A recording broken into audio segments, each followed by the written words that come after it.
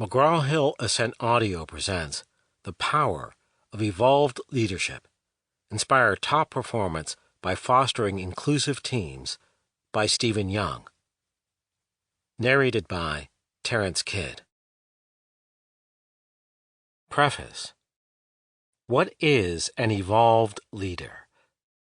A quick historical stroll through the business landscape takes us to the genesis of urban civilization in Mesopotamia, about 3000 BCE.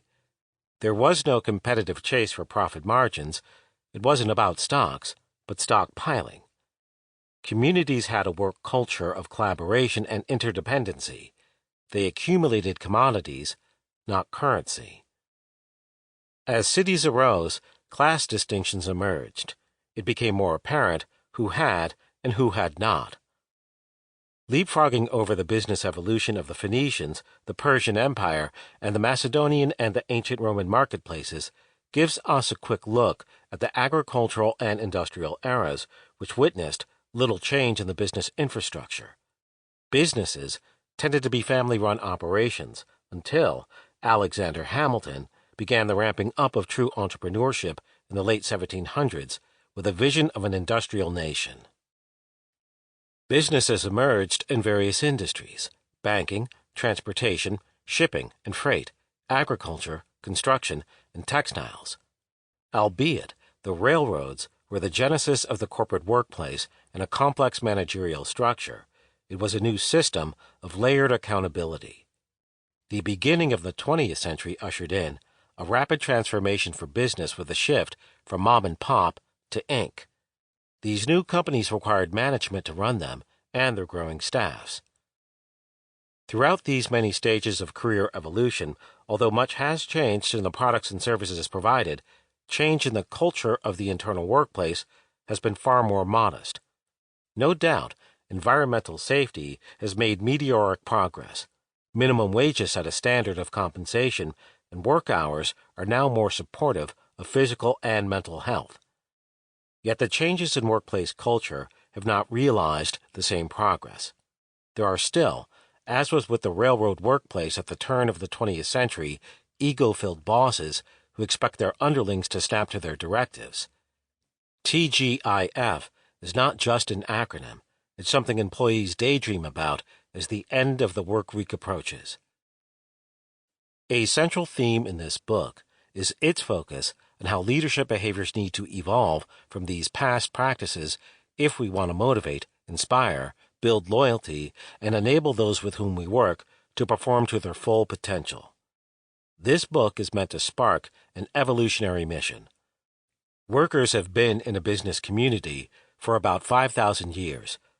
Although the curve of culture change is rapidly accelerating upward, it may prematurely level off and not continue to ascend, reaching the level it ideologically should. Being a great leader is about creating that type of work environment. It's not merely about being happy and enjoying the workplace. It must include the practicality of making the business successful and enabling everyone within it to perform to fullest potential. Reaching that plateau could plod along at a snail's pace, or it could take an accelerated path when evolved leadership practices are applied. What are the skills that make some leaders great and others merely transactional executives? Great leaders are those who become catalysts that enable all those with whom they work to perform to their full potential. A new set of behaviors is needed. So, let's set the stage as we begin the journey. Everything we do in the workplace is done to achieve a series of business outcomes. To be clear, this is not to say that people should pretend, that they should be fake, phony, or manipulative. The idea is to do whatever it takes to be effective as long as it doesn't violate one's core values. And that objective rests on the belief that the scaffolding at the core of great leadership is the ability to motivate, inspire, and get people to live up to their potential. Leadership messages are particularly powerful when they emanate from those with hierarchical influence. The term evolved leader is, of course, not literal. There will be no spinning of a chrysalis from which you will emerge transformed. This is about an evolved set of behaviors that, in many ways, are no less transcendent than the emergence of the butterfly. It's the shift from obliviousness or even blindness to vision. There is a collective blindness, often fueled by good intentions. For the most part, people come to work with good intentions. They want to do a good job and emulate the behaviors that traditionally represent good leadership. Because of these good intentions, there is often a failure to see where our behaviors might fall short. Most leaders develop their skills by observation of other leaders. This on-the-job training creates a cycle of cultural tradition. People act as they see others act. Even when formal leadership training is provided, its focus tends to be far more along the lines of transactional management training versus true leadership development. The distinguishing difference between the good manager and the evolved leader might be described as checking the boxes and completing obligatory tasks versus exploring what is often not seen and developing an extraordinarily effective communication ability that gets people to perform to their maximum potential for the organization and themselves. We will explore the distinguishing characteristics of an evolved leader by breaking down the scaffolding of the four key sectors: performance, motivation, vision, and values, PMVV. All leadership goals, behaviors, and assessments of one's leadership acumen are defined within these four sectors. Performance represents the achievement of a defined set of targeted goals and objectives. Motivation encompasses leadership behaviors that create a culture and environment fostering commitment, engagement, motivation, and inspiration. Vision sets the trajectory of the business, its evolution and innovation to achieve long-term success. Values establish the ethics and morality of a leader and the shaping of operational culture. Over the course of my career, I have had the honor to work with many successful corporate leaders. I've also worked with many who were exceedingly substandard. In interesting ways, I learned much from both cohorts about what was effective, how to replicate it, and, conversely, what to avoid. My awakening of how management styles influence performance was first ignited when I was placed into a matrix reporting structure. I reported to two bosses from different business units. They could not have been more extreme in their management styles, yet each had the power to affect 50% of my annual performance review. This became a near potion for schizophrenia. I would spend an hour in the morning with one boss who was routinely attentive, engaging, supportive, and respectful. It was clear he always had my best interests in mind. That afternoon, I would be thrown into the arena with a hydra. I recall colleagues emerging from his office, looking as if they had stepped out of a washing machine's high-speed spin cycle. The contrast in leadership styles could not be overstated. My curiosity piqued as I analyzed with fine-tuned magnification the extreme behavioral differences in leadership styles. Odd as it may seem, I came to look forward to stepping in and out of these two parallel universes, enjoying this analytical process. I learned what caused my colleagues to acquiesce and be fearful of challenging anything the boss might advocate and generally being miserable at the thought of coming to work. Oddly, that leader's pernicious leadership style actually got a fair amount of work done. But at what cost? Turnover ran rampant. Colleagues would regularly undermine one another to ensure they weren't first to be called to the chopping block. The boss's intimidating style discouraged any risk-taking initiative. In stark contrast, the other universe was an environment where people spoke their minds freely, comfortably challenged the boss, took initiative, willingly went the extra mile, and were supportive of their colleagues. Over the years, analyzing the differences in leadership behaviors became a passionate avocation. There were wide ranges of tonal and inflection markers, which, on the surface, would appear indistinguishable. When carefully observed and an adequate sample base was established, interestingly, those messaging markers became as distinct and reliable as any formal language in interpreting the true meaning of the message.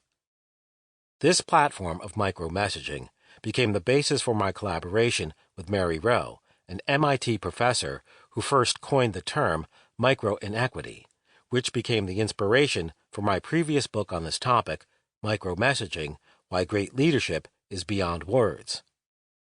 Reading someone's subtle micro-messages is as close to Mr. Spock's mind melding as it gets to interpreting another's deepest thoughts. On the most basic level, once you have spent enough time with someone, you are likely to notice when sentiments are off-key, and so ask, "What's wrong?"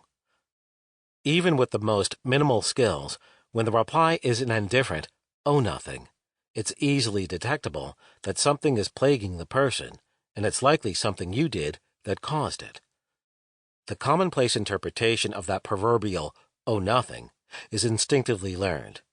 It would be the anomaly for one not to see and react to it by probing and making an effort to uncover the roots of the unspoken truth.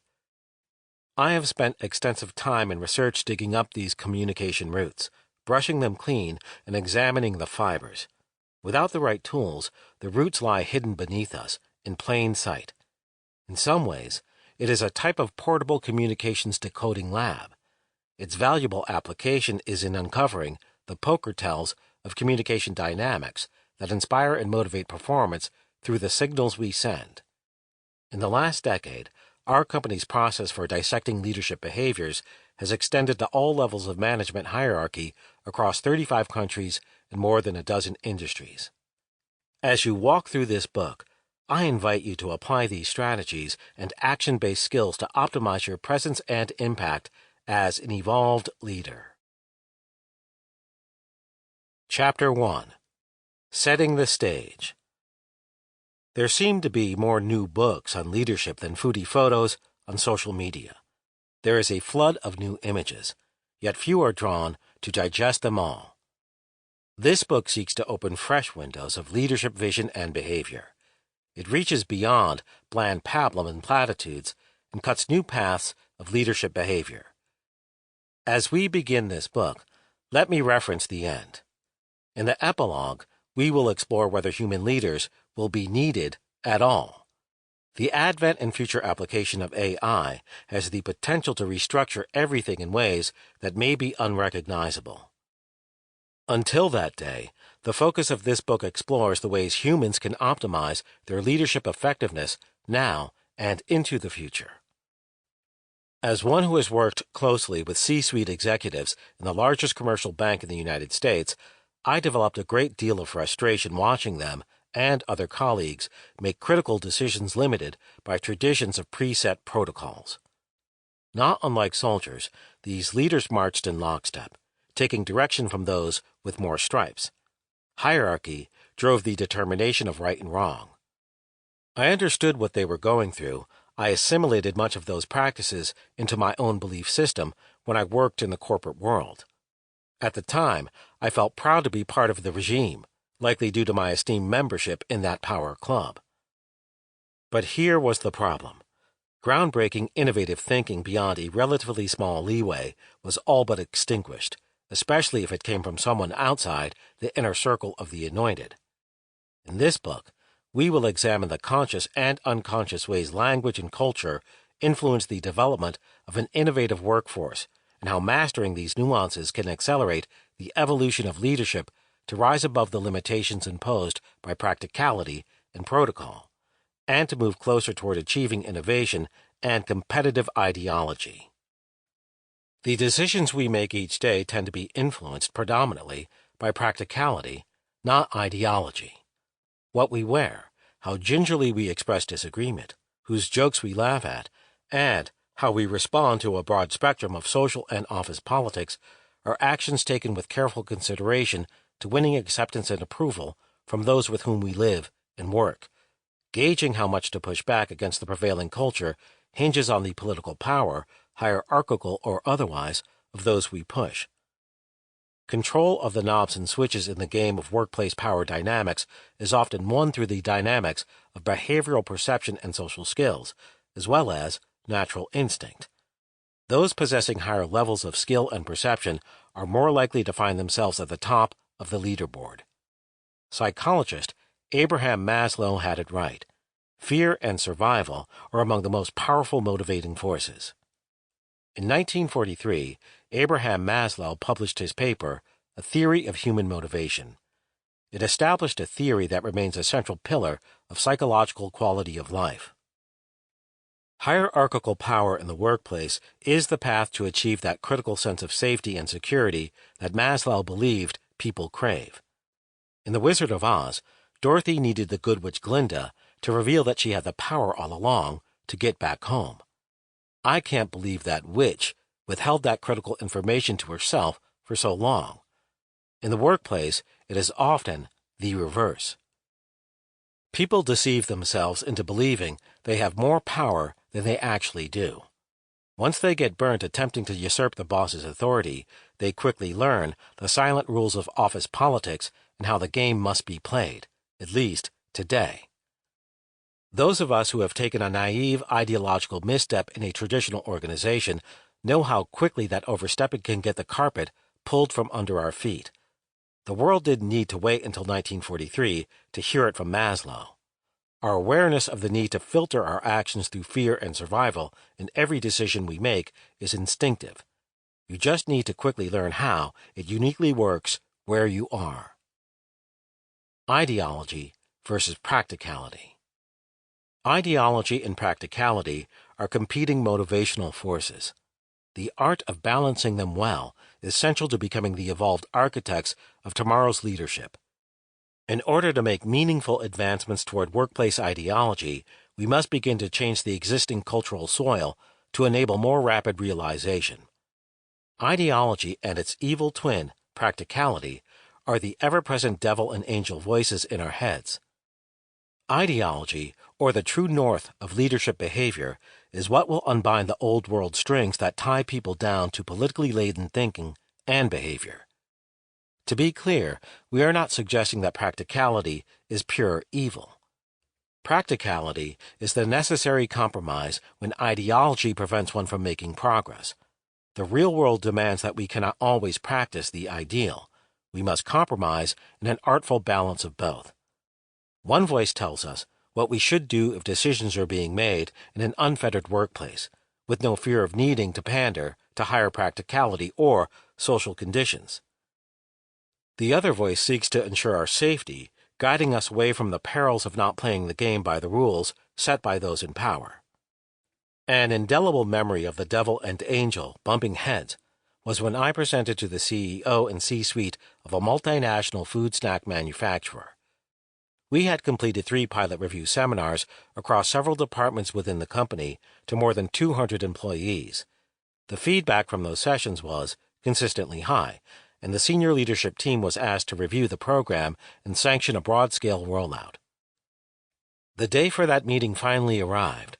Early in the presentation, I asked the executive team members what they felt was the most important attributes of a great leader.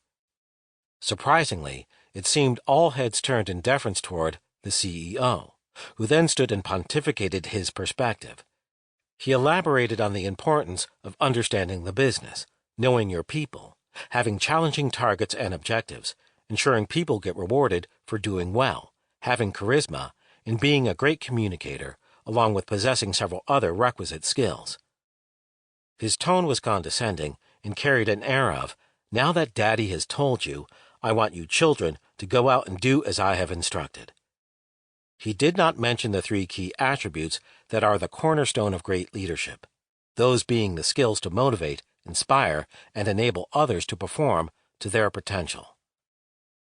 Feeling the shortcoming of his message, I opened the door just a little too wide, letting the devil twin take the mic. Ever so politely but very directly, I countered his perspective on leadership. I pointed out that while understanding the business, knowing your people, being a great communicator, and all the other attributes he mentioned are important, they are not central in defining the ultimate objective of what a great leader accomplishes. Great leadership requires having a direct effect on, motivating, inspiring, and enabling others to perform to their potential. It seemed his team agreed, albeit timidly and silently, heads nodding, until they turned and looked at the CEO. The expression on his face spoke volumes. There were no words, but his thoughts were clear.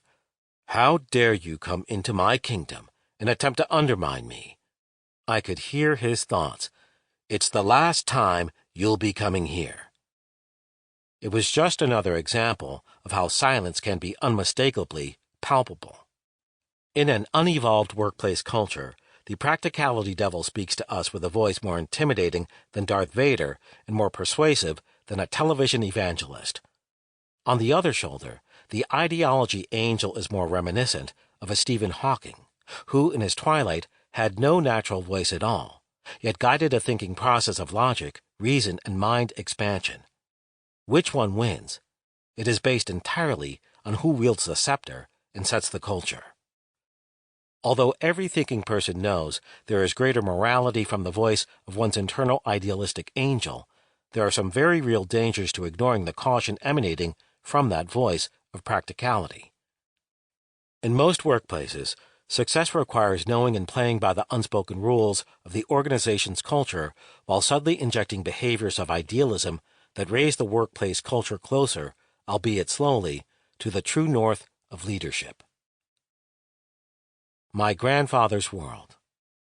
Throughout my childhood, I watched my grandfather's self-deprecating posture in public toward his white superiors and white people in general. He was a renowned deacon for one of the most influential black churches in the state of Maryland. He was the model of confidence and integrity with a natural idealistic persona of a strong leader. He never pandered while in the safe haven of his church's enclave. In that community, there was no fear of survival. His job stability and income were not in jeopardy. Outside that setting, his persona shifted radically, influenced by a fear for his safety, of not being able to simply walk the streets without law enforcement intimidation or racial persecution. In his workplace, the focus of his persona shifted yet again from personal safety to job stability, rooted in the same racial issues. His persona shifts were highly predictable social models, taking him from a meek deferential persona to a strong community leader, all influenced by the need to survive or the comfort of genuine self-expression. As I would walk with him through town, it was a no-brainer which of these two inner voices would prevail. It was never a draw. The practicality voice would always wipe the floor with his ideology counterpart, and would take him face down to the canvas, often rendering my naturally glib grandfather unable to speak at all. Once he passed back through the portal of the Upside Down into his church's safe haven, his persona shifted back. Practicality no longer had power over his decision-making. The idealism of his religious responsibilities transcended, and the strong leader within vibrantly re-emerged. To evolve, the brave must always set their sights on the ideological pursuit, while keeping a careful eye on the possible landmines and potholes that can derail their quest. Language and culture. Tolerances of workplace ideology, or the freedom to challenge, vary widely across industries and cultures. The language itself varies based on the need for clarification and understanding. The Inuit are said to have over 20 words for snow as a reflection of their environment. For them, that fluffy white stuff is ubiquitous, and so much of their existence reflects its pervasiveness. They have developed a deeper level of perception about snow as it relates to the subtleties of their surroundings. Language morphs to reflect the environment it supports. Language morphing is integral in the culture of industries as well. There is the language of industry and even languages by industry. People in the tech industry tend to be less socially effusive than those in the sports world. Those in the world of theater make others appear socially comatose by comparison. Thespians are on 24/7, waiting ever patiently for the Klieg lights to shine so they could take over the scene. In fact, many of them don't even wait for the lights. They just step in and take control. In the tech world, there is no pressing need to make a computer smile or like you to get the work done. In sales and marketing, mastering the language of emotion and persuasion is at the epicenter of success. Is industry language a case of the chicken or the egg? Is a person drawn to an industry based on its language culture, or does one adapt and assimilate into that industry's existing language culture in order to succeed? What is indisputable is the need to match organizational language and assimilate within an organization's culture. The working parts of an organizational language incorporate more than simple terms alone. They are distinguished by the micro-messages of tone, nuance, inflection, inference, facial expressions, eye contact, syntax, and a myriad of other indicators. When mastered well, these become the keys that unlock and accelerate one's leadership trajectory. A member of the executive suite often projects an aura of stature that is easily distinguishable from that of middle managers within that company. Even mildly observant outsiders could have a random encounter with each, and there would be little doubt they'd be able to identify the different positions in the hierarchy. There are clear distinctions of cultural language across disciplines as well. HR has a communication and operational culture that is different from that in legal. Sales culture differs from that of manufacturing, while marketing's culture is uniquely different from that of finance. These cultural language distinctions are not relegated to business groups alone. Cultural language can be hierarchical as well. Power sets culture. A senior executive who heads a business group has the power to cascade a communication and interaction style that sets the tone for how all others within that group behave. To be effective, one cannot be oblivious to these varying cultural frameworks. One's effectiveness often hinges on the ability to tune in and speak the language of the community within which the person operates. The challenge of culture change. Evolved leaders don't allow their personal communication preferences to dictate how others can safely express ideas and challenges. Actively look for the differences in communication styles within your team and openly acknowledge them. Make clear statements of their value and your appreciation of the differences. By spotlighting these, you foster a culture that has no uniform or required method of communicating to which others are expected to adhere, as long as they are productive and move the business forward. What is leadership? Commonly used business terms are often left ill-defined. What exactly is a good team player? What does the term to empathize mean? Can you clearly define what it looks like to have charisma? Does integrity simply mean that one never lies? And since we all do sometimes, does that mean no one has it? For a person to be transparent, does he or she really have to tell you everything? The everyday list of common business terms remains woefully ill-defined, but the fog of their definitions is routinely dismissed, and we live in an amorphous interpretation of their meaning. This book seeks to provide the clarity that enables us to establish both uniformity and consistency in understanding the business terms we use. It seems appropriate that we bring clarity to these ill-defined terms by first defining the term leadership itself. I recently asked a middle manager to define the term leadership, not good leadership or weak leadership, but the intrinsic meaning of the word itself. He found it difficult without giving examples of how to do it well or poorly. After a long pause, his description went directly to the people component. It's the people in power within an organization, he said. If this were true, then leadership would be defined simply by titles and names. That would be a thin and quite shallow definition for something as dynamic and complex as leadership. A challenge. Define leadership. Take a pause. Give careful thought to how you would define leadership. Here's your challenge. Imagine someone approaches you.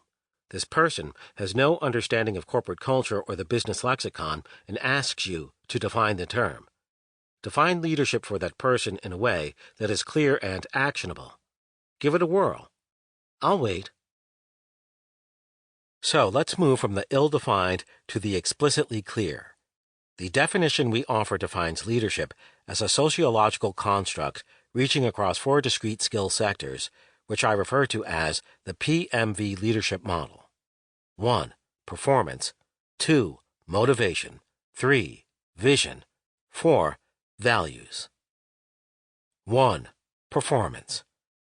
The performance sector includes the completion or accomplishment of tasks against established goals and targets. In other words, getting the business done. Performance is about meeting quotas, hitting revenue targets, staffing, and attaining other measurable objectives. This sector is largely transactional. This sector of leadership is what is traditionally used in defining the role of a manager. As long as products and services Sample complete. Ready to continue?